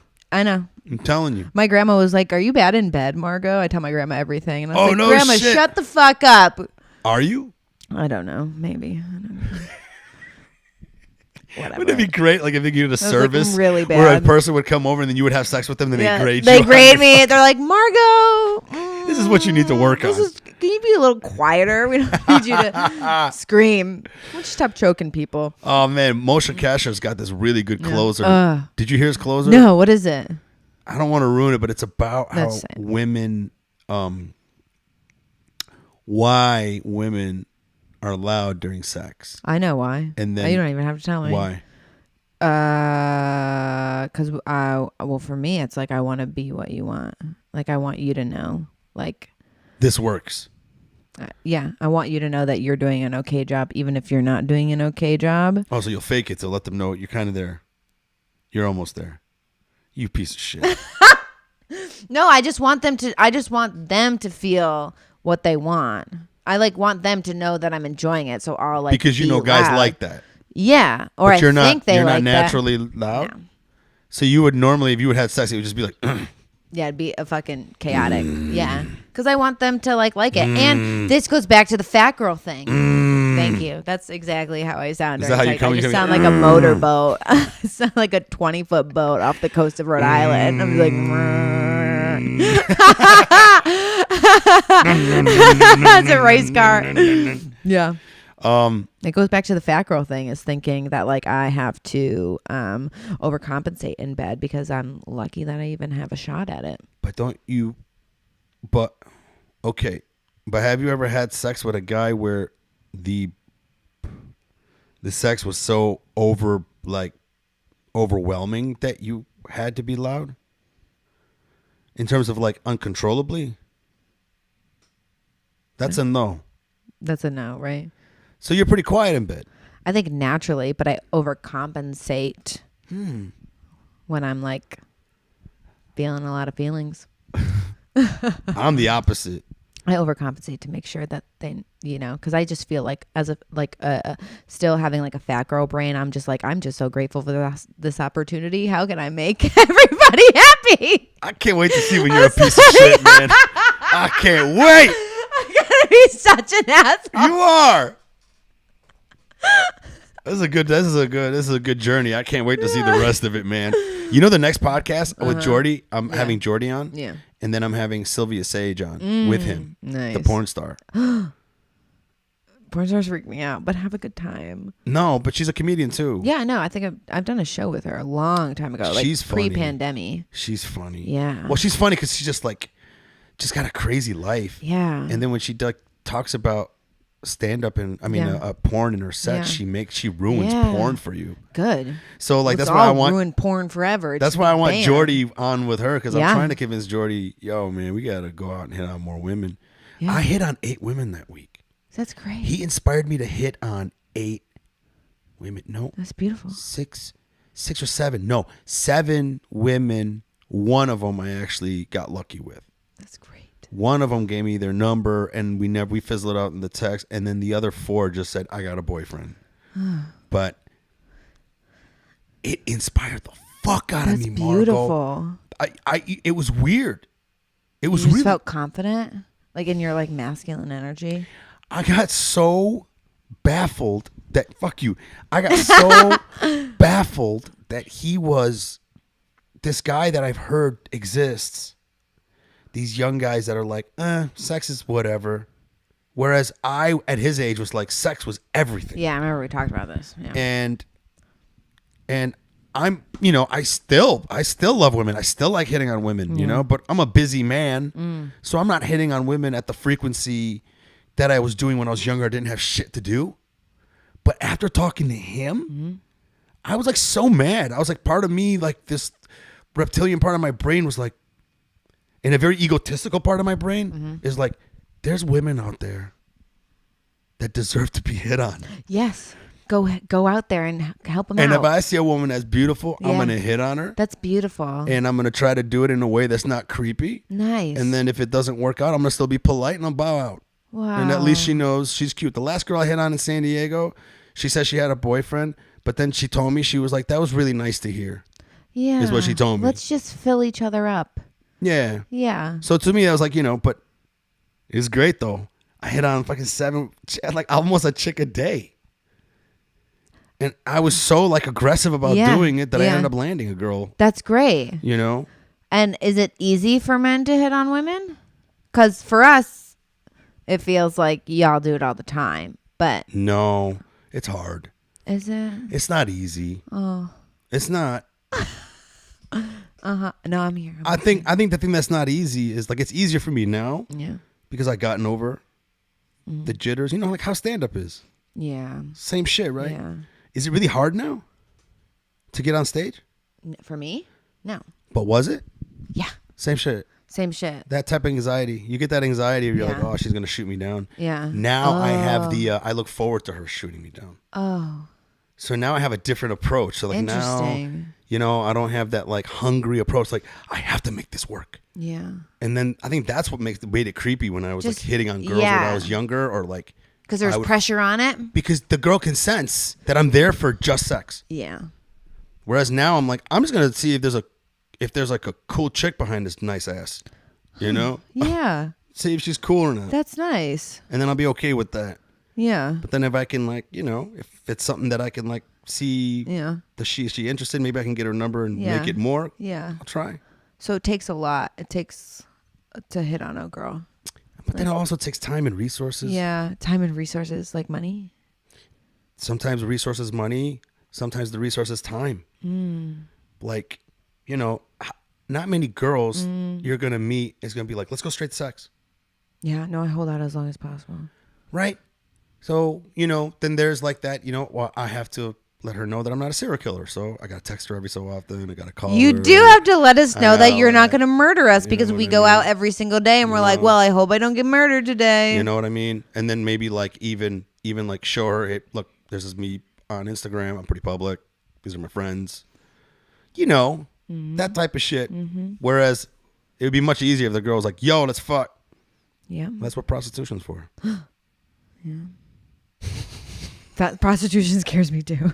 Does it? Yeah. I wish I could do porn.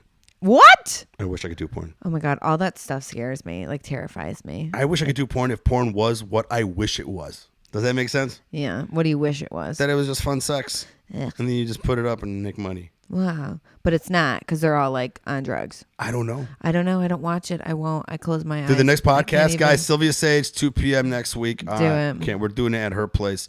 And we're going to see if we can, who knows? Maybe we can get Jordi to realize porn sucks. Porn sucks. You know? It destroys lives of people. It destroys everything. I hope Sylvia doesn't get mad at me for saying that. She says it. Oh, good. It's awful. She literally makes her money doing it, knowing that guys are still going to watch it, even though she's like, yo, this stuff is bullshit. Yeah, it destroys men. She literally tells me that she'll go to work and she doesn't want to fuck anybody unless that. Or And she has to do it. She's not even into women, but she'll still do those scenes. And I'm just like, what? And she's like, yeah, Mike, it's a job. But does she have a partner or anything? Like a boyfriend or anything? I don't know. Because I'm interested in that like other side of her like normal life. Oh yeah, to see like if she actually is she like does she have a sex drive on her own? I wonder. Oh, I She's feel bad very for saying open that. to it. She's super hot. She's beautiful. She's very beautiful. I want to say this correctly because I want to remember her right. Is she the girl with 2 colored eyes? Yes. Yes. Sylvia Sage with the 2 colored eyes. Yeah. She kills me because like the last time we were at Comedy Chateau, she was on the lineup. The show started a half hour late. She was running super late. Yeah. Then she showed up like an hour after, or so. And she was like, oh my God, did I miss my spot? And I told her, I was like, don't worry about it. I go, we ran late, so your spot hasn't even come in. She's like, oh, thank God. She goes, I just came off a set. I have cum in my ass. And I was like, oh, wow, hilarious. I started laughing. Then we started talking a little bit. And she's like, no, seriously, I got to go to the bathroom. I have cum in my ass. And that's just a day in the life. This is what I get into comedy for, man. Oh my God. Experiences like that. It's just a day in her life. People like that. Day in her life. That's one thing I love about comedy is we know some like people from all walks of life, man. Oh yeah. People I would have never fucking hung out with. Yeah. I've never hung out with so many people that have been in jail before. Oh yeah. So many like alcoholics. So many. Do you know a lot of people that are are like prisoner, like actual real jail? Yeah, I think so. I think a lot of them are comedians, aren't they? No? Don't you think? I've met so many comedians who have been to prison. Like actual like real prison, or like they went to a holding cell for a night? Holding cell for a night. That's different. That's different. I'm scared of jail also. The 3 things I'm most scared of: jail, porn, and squirrels. Squirrels? Yeah. Seriously, squirrels? Mm-hmm. No, really, squirrels? Yeah, dead ass. Okay. Why? Did you get attacked by a squirrel before? No, and I hope it never happens. They're just so ugly and annoying and disgusting. And every time I see one, I want to throw up. They're cute. I'm from Connecticut. I'm from fucking New England. I should like Michigan. them. I know. I see squirrels all the time. I know. You got black squirrels and red squirrels in Michigan. Let me tell you something. In my neighborhood, let me fucking tell you. In my neighborhood, we never saw the black squirrels in my neighborhood until recently. I had to be out of my house in my 20s, and all of a sudden the black squirrels started showing up, and I was like, "What? Disgusting. There's black squirrels?" And then I found out that the other squirrels hated the black squirrels. And I'm like, "Oh, they're just like people. They're just like people. They were always fighting each other." They're just mirroring us. You're racist towards the black squirrel, man. That was the wrong answer, Margaux. Sorry, was it? You got to apologize to the internet. I'm sorry. I don't think you got to tell everybody why you're sorry. I'm sorry that I said that. Wait, what happened? Did I just fuck up really bad? Yeah. Did I? Yeah. I'm sorry, internet. I'm going to cry. I was in the moment. I'm a good person. You're not in trouble, Margaux. Okay. Yeah. But let's wrap this up, yeah? Yeah. Yeah, we went about 90 minutes. Oh, shit, really? Yeah. 2:32, 3:32. Oh, my God. Yeah. Did it fly? Dude, what the fuck? Yeah, it was pretty good. Whoa. There's a few people watching. They were commenting. Sorry I didn't get into your comments. Oh, Alex Getlin came in through. Oh, I like him. Yeah. Sorry I didn't get back Where to you is guys. this streaming? On your Instagram? It's at Mike from Detroit. Yeah, I'm on your Instagram right now. If you go to my Instagram, then you see that link tree. Yeah. Hit the link tree, and then go to link in bio. Link in bio. And then your picture will be there. And then if you hit that, that'll take it to it. Yep, I found it. I listened to the one with Heather Williams. I liked it a lot. Oh, Heather Williams is great. Do you know her? No. She's awesome. No. She was so... Oh, yeah, Mike Sasson. You posted a... Mike Sasson was in? Yep, I see it. I see Mike. No, but I just see his picture. Oh, yeah, I had Mike Sasson on. That's right. Oh, you posted a picture of my buddy Chris. Chris Vialta. Oh, yeah. It's a good guy. Yeah. That's sad. Yeah. Well, thank you for having me. Yeah. Where does it put yourself? Oh, Jason Bacon said, pour yourself tequila. She don't drink, bro. She don't drink. You quit drinking, right? Yeah. Thank you, Bolty. Bolty says, good show. Bolty's my old Marine Corps buddy. Hey, Bolty. He's always like, Jason Bacon in the house. Oh, yeah. He said they couldn't hate fuck her. That's what they were talking about earlier. What he was saying is like, it's not that it's a hate fuck, but it's kind of like there is this thing that kind of guys have based off what you were saying before that we can fuck a girl that's a fuck buddy the way we want to fuck her and do all the things we want to do with her. But then if there's a girl that we kind of like, something switches in our brain where we're like, I can't make her do that. Yep. Yeah. But I'm not like that no more. That's good. Now I ruin relationships by going, this is what I want. And they're like, and then they leave. They're like, no, fuck your honesty. Yeah. Meh. But I think it's the best way to do it. That's wow. Patrice O'Neal always said, be willing to take the L. The L? Be willing to take the loss.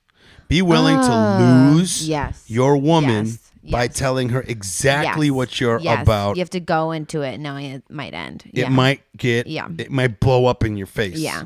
You know? Yeah. There've been a couple of times where I tried to make a threesome happen between two girls that I thought I could make it happen, but it really would have worked if I just went with the one girl that I should have went with. But because I tried to see about making, then that blew up in my face, and then I went home with nothing. You know what I'm saying? Yeah, you're like, well, why'd but you at least I tried.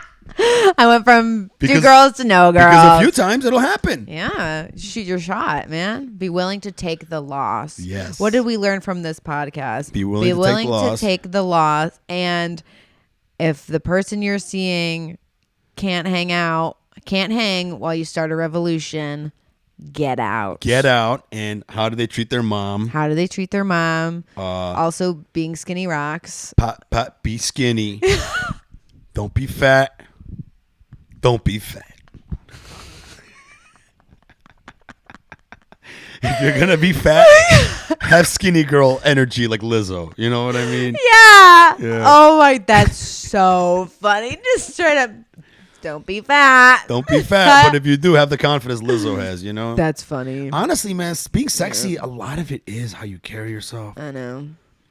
I've seen, like, girls that are, like, overweight, but they so sexy. Lizzo's like that. Don't you think Lizzo? She carries herself fucking great. Okay, next. I think she's too fat for that. Oh my God. People say that about her. Yeah. I mean, listen. Listen very carefully. It's all about preference. Yeah, for sure. There's preference. Yeah. We all have preference. Yeah. Some guys want fit, skinny girls. Yeah. Some guys want girls that are voluptuous. Yeah, for Some sure. guys want heavy girls. Yeah. I got a friend of mine, a guy that I knew actually in Detroit. Yeah. Some Palestinian guy. Yeah. Kind of fat. Grew up in Detroit, very hood, you know. And he don't like girls I like. He thinks the girls that I date are fucking. He likes not just thick girls. No, he likes big girls. Big. They get smushed when they sit on his girls. Face. Oh, good for him. They're good for them. Yeah. Too. Yeah. Fucking there's a match for everybody. But that's what he's about. Dude, fuck it up. I would see like some girl with like a stripper body. You know what I mean? tight stomach Yeah, and whatever. yeah. And I'm just like, hell yeah. Yeah. And he's like, man, fuck that shit. Ugh. Yeah. Wow. So, but that's what I'm saying. I just don't think he there's- owns it. I need more men to own it. If he's gonna be like that, like I hope he inspires other people to fucking own what they like. Yes, I love when people do that. Yeah, own what you I fucking love like. when people do that. Own what you fucking like. I love a construction worker. I think a lot of one more. I can see you landing a guy who's not a construction worker, but then you make him wear a Carhartt when he fucks you. Like, you're my dad now. Put his hard hat on. Turn your hard hat on, Turn the bitch. light on the hard hat. Yeah. Oh, I'm coming. Has a cigarette in his mouth. And then tell him after you come, act like you got to get back to work. I'm on the clock. Union hours. I want to see you walk out of my room with a tool belt around your fucking ankles. Yeah, you gotta 100%. You gotta really Put those go to work. fucking Tim boots on. Make it real, bitch. Hold the stop sign. That's what you're gonna do. You're gonna find a guy Stupid. that's like that. He's gonna do whatever you want. You want me to be a construction worker? I'll be construction. I'll be construction. You want me to be a Jew? I'll be one I'll be too. Jewish. You want me I'll to be be Jewish? fucking Jewish. I'll have a fucking bar mitzvah. L'chaim. My name is Menachem. Whose dick is this? Menachem. Yes. That's insanity. Free Palestine. No. Shut the fuck up. My dick is soft now, bitch. Anyways, We're all doing right. it. Thank you for having Trash me. bars. You want to do a trash bars? Are you good at rapping? Nope. Guys, I do got to get going. It is kind of Me too. late. I gotta go to flashback. Yeah. And all right, guys. Thanks for tuning in. Thank you Yeah. so much. I Thank hope you you. guys like the new design. Follow Margaux at Calm Down Margaux. Her name is spelled Margaux. Yes. I spelled it wrong on the What are you gonna do? No, you didn't. Did you? G. No way. Yeah. No, you didn't. Yeah, I did. AUX. Oh shit. G. I knew that was the thing that I had to fix, and I forgot because the chicken. Cause the chicken. The chicken, bro. Visit Mike from Detroit. Bam. Now I changed it. There you go, guys. Margaux Isn't Hamilton. that dumb? And it's Calm Down Margaux. She's hilarious. She's a new comic. And I enjoy talking to you. I enjoy talking to you too. This has been a blast. I learned a lot. Then me too. Yeah. It was great, Margaux. This is great. Well, we'll check back in when Margaux's hot.